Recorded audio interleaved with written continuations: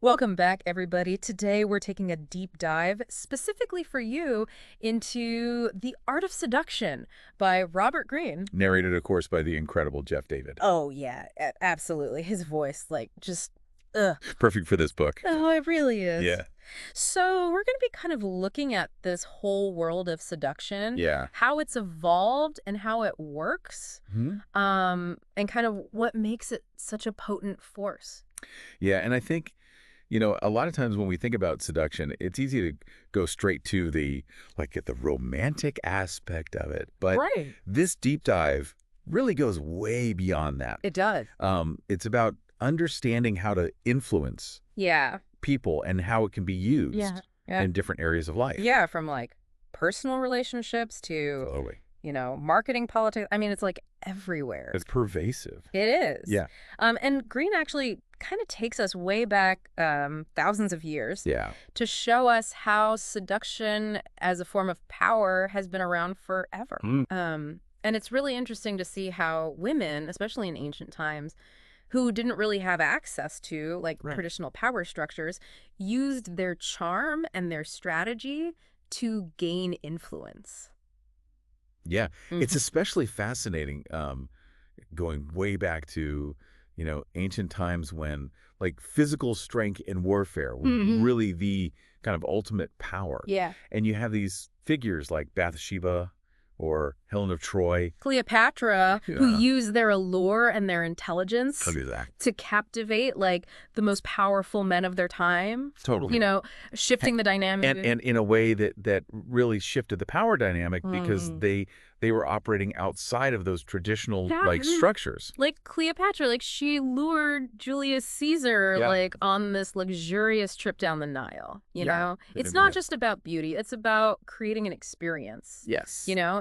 It was about world building. It was. It was about creating these alluring feminine worlds that would just enchant and disarm and influence men. Yes, and Greene calls it a form of feminine warfare. I love that. Where the battlefield is the mind, right, and the weapons are charm and strategy. It's so true. Yeah. But what's really interesting is that this doesn't stop there. Right. Over time, men started adopting and adapting these techniques. Right. And adding their own spin on it. They did. You think about figures like the Duc de Lausanne in the 17th century, or the infamous Don Juan. Yeah.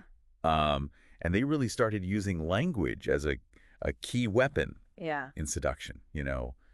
Mastering the art of persuasion. Yeah. Through words. It's from whispered sweet nothings to grand romantic gestures, Exactly. And kind of found their own ways to leverage this power of charm.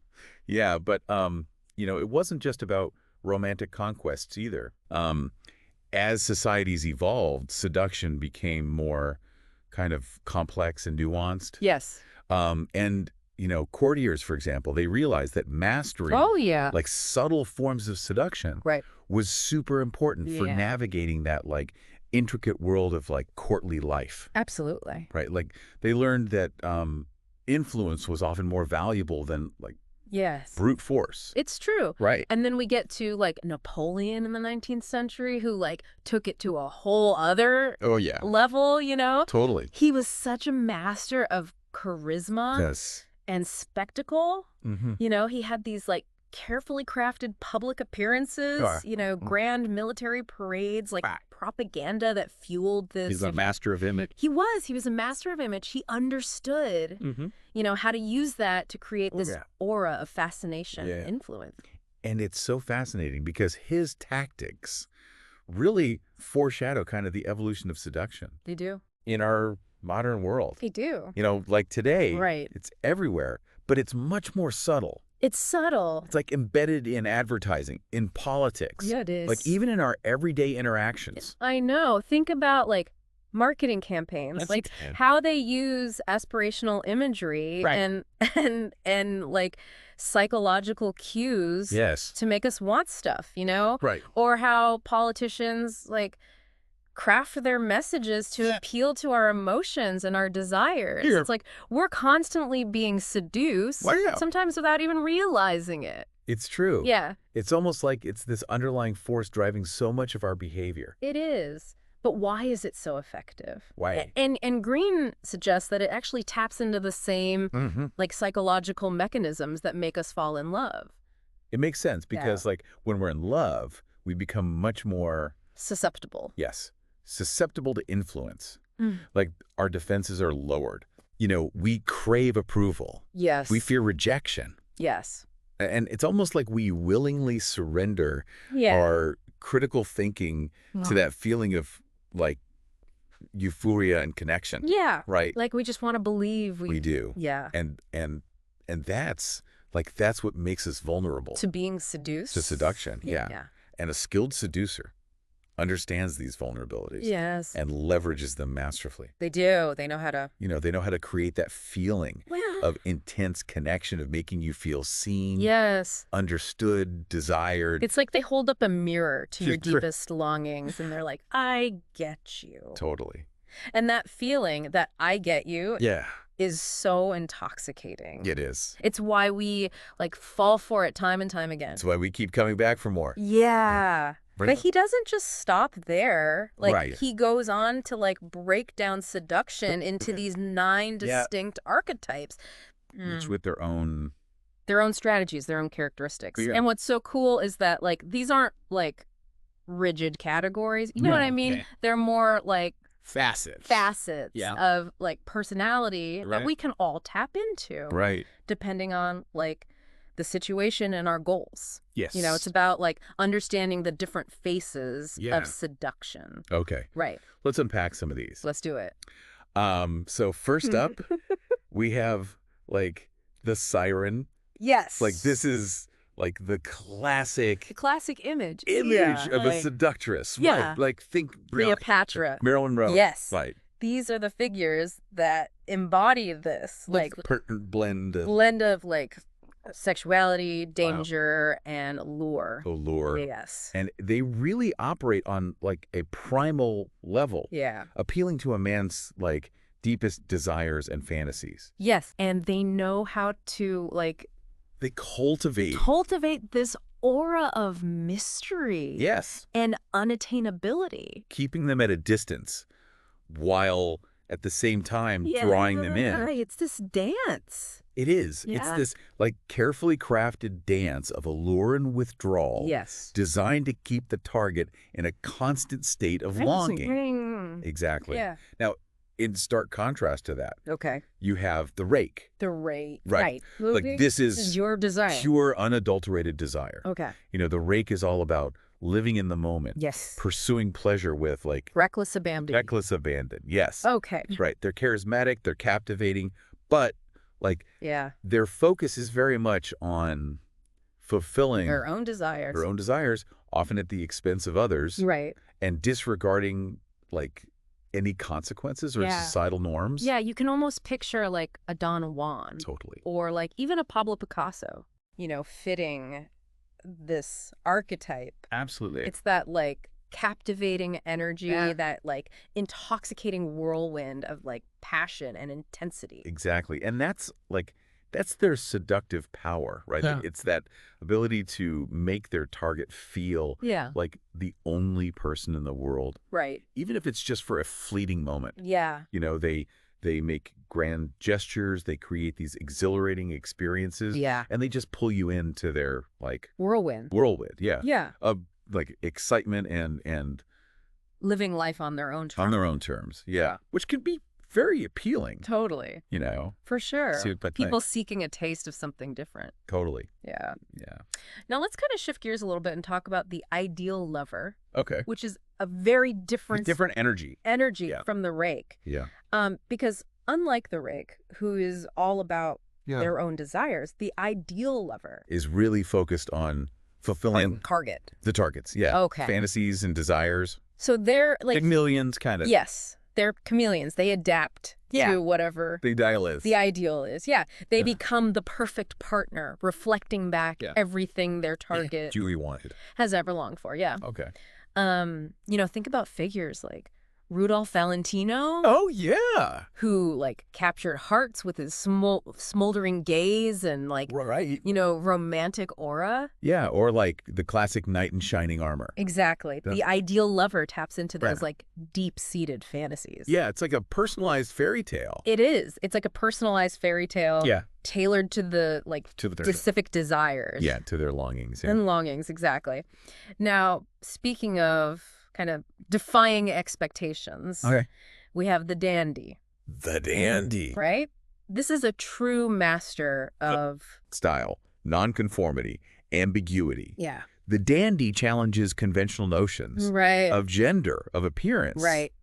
They attract attention Yes. through their, like, unique sense of self. Yeah, and their disregard for, like... For norms. Social norms.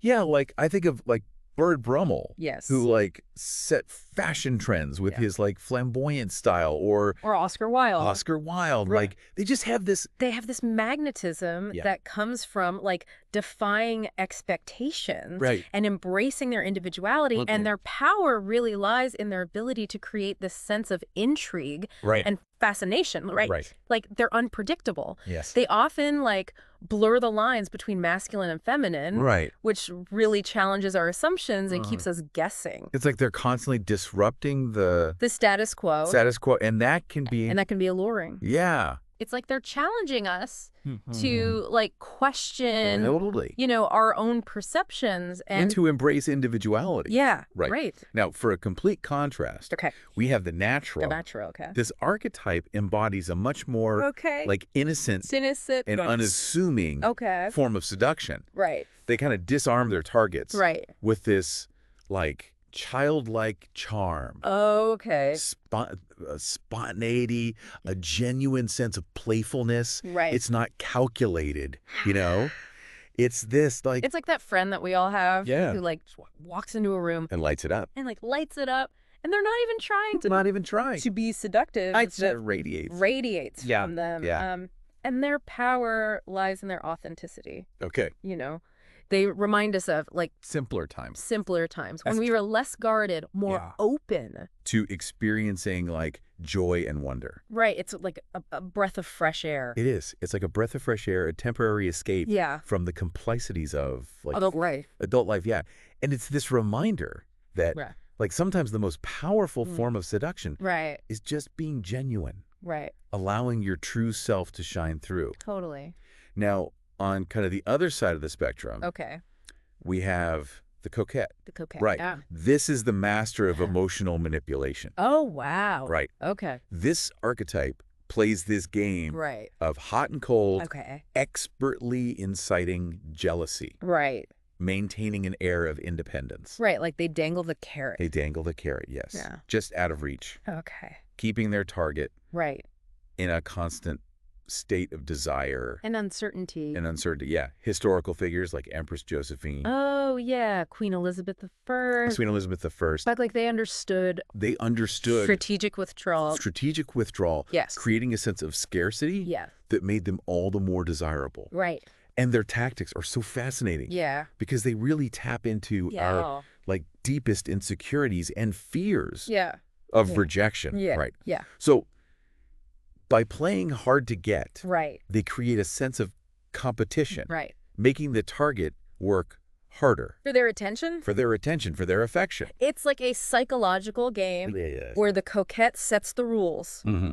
and the target's left. And the target's left trying to, like, decipher them. Right. It's a delicate dance of power and Yeah. manipulation. Next, we have the charmer. The charmer. Okay. It's all about creating a sense of The- comfort Um, and ease. Okay. They are masters of flattery and distraction, Oh. making the target feel Right. like the most important person in the room Right. while subtly influencing their opinions and decisions. It's like they just have this way of making you feel good They do.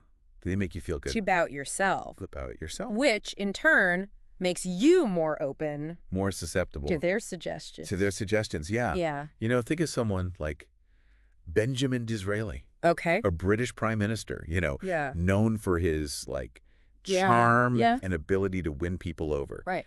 the charmer understands that flattery can be a powerful tool. It can be. Especially when delivered, like... With sincerity. With sincerity and with genuine interest in the other person. Yeah. You know? Like, they listen attentively. They listen attentively. They offer compliments freely. Mm-hmm. And they just create this, like, warm... This warm and inviting atmosphere that just disarms their target. Right. And it's that feeling of being, like, seen and appreciated. Yeah. That makes us more susceptible to their influence.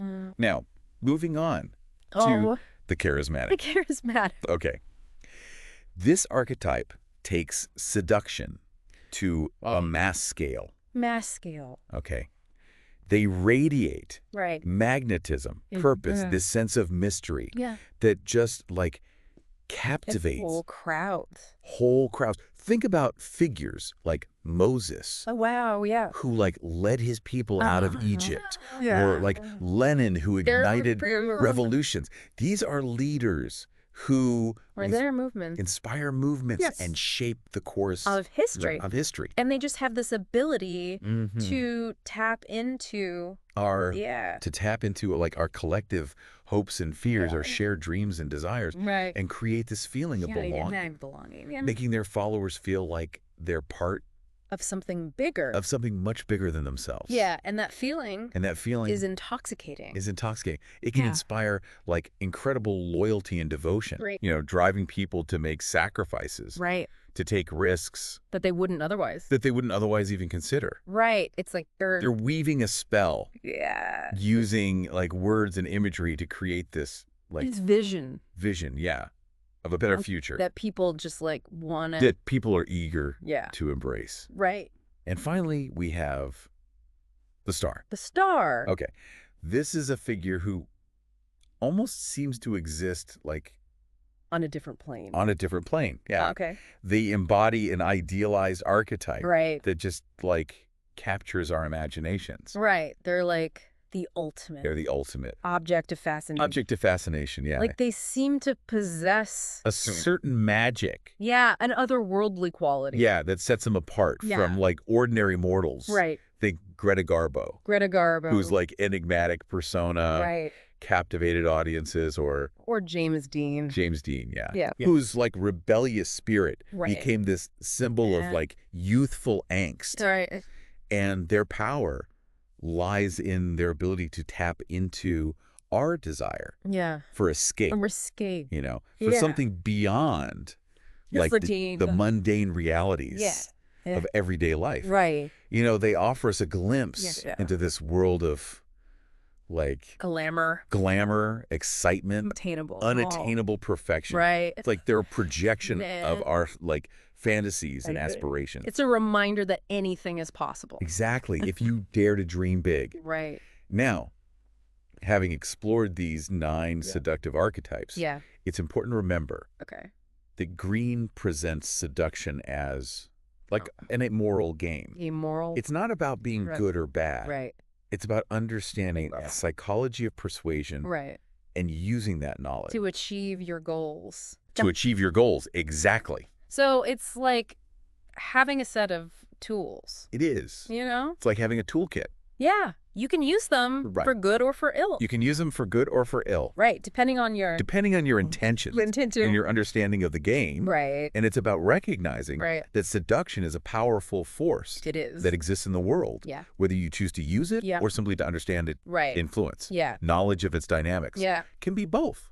Like enlightening and empowering. Yeah. Right. It's like he's giving us this, like, secret decoder ring. Yeah. For, like, human behavior. For human behavior, yes. You know. Helping us understand the subtle forces that shape our interactions and our decisions. Totally. And the key is to use this knowledge wisely. Because remember, seduction is about influence. Yeah. And influence can be used for both positive and negative ends. Okay, so we've talked about, like, the history of seduction, how it's evolved, the psychology behind it, and, like, we've even explored these, like, 9 different archetypes. Yeah, but the real question is, like, how do we actually apply this knowledge in our own lives? Yeah, like, how do we, like, spot these Yeah. seductive archetypes In in act- action. In action. Not just in, like, In history the books. history books, But like in our everyday. yeah, in our everyday interactions, you Yeah. know? It's like now that we have this. It's like seeing the world through a new lens. Through a new lens. Yeah. It's Right. like I'm looking at everyone. Yeah. Like, what are you doing? It's about becoming more attuned to those, like, subtle dynamics Right. of, like, power and persuasion. That are always at play. It are always at play, yeah. Whether we realize it or not. Yeah, like, you know? think about, like that charismatic leader. leader who can like rally a crowd Yeah, with their like Speeches. fashion speeches, right? yeah, Are they tapping into yeah, like a shared vision, right. or are they skillfully manipulating people's emotions? Right, or, like, that charming coworker Yes, who exactly. always seems to know the right thing to say. Yeah. Or Are that they he, genuinely like, interested in your well-being, right, or are they subtly like angling for a promotion. angling for a promotion? Makes you wonder, It does. It makes you wonder. like, who's playing what role? Who's playing what role? And are we more susceptible to certain types Right. and others? You know? Yeah. I mean, we've all experienced We all had moments of seductive power. of seductive power. Ourselves, you know? Right. Like, whether it's, like, Like charming your way charming your way out of a speeding ticket out of a speeding ticket, or, like, convincing a friend. yeah, convincing a friend to like Yeah, to see your favorite movie. see your favorite movie. Or something, you know. Right.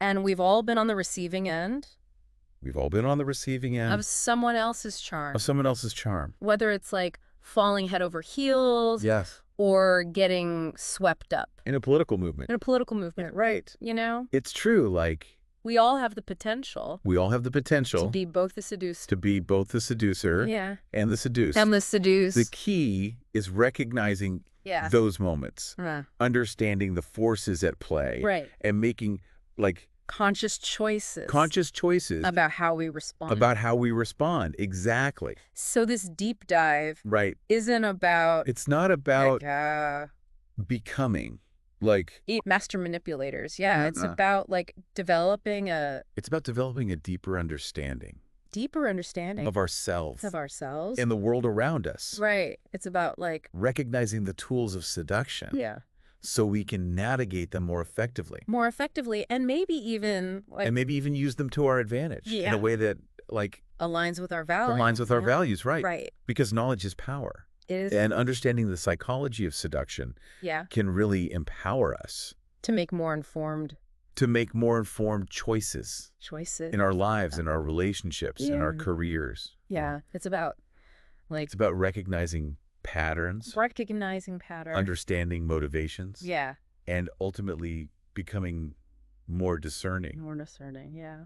in our interactions. I feel like I'm already, like, starting to see the world In a new light. in a whole new light. It's Yeah. like, It's yes, like he's given us this secret decoder ring. secret decoder ring Yeah. for, like, human behavior. For human behavior, yes. It's amazing. Well, for our listeners who are ready to, like, go even deeper to dive even deeper into this fascinating world. Yes. Remember, this is just This has just been a taste. yeah, we've just scratched the surface. Just scratch the surface. Yeah, Greene's book goes into so much more detail, it does. exploring like specific strategies yeah. and techniques Yeah. for each type of seducer. Yeah, so if you're, like, ready to, like, Right. truly master Master the art. the art of seduction, Highly encourage you revisit the source material. to revisit the source material. Yeah. You might discover hidden talents You or might. persuasive powers You never knew you had. you never knew you had. It's true. Right.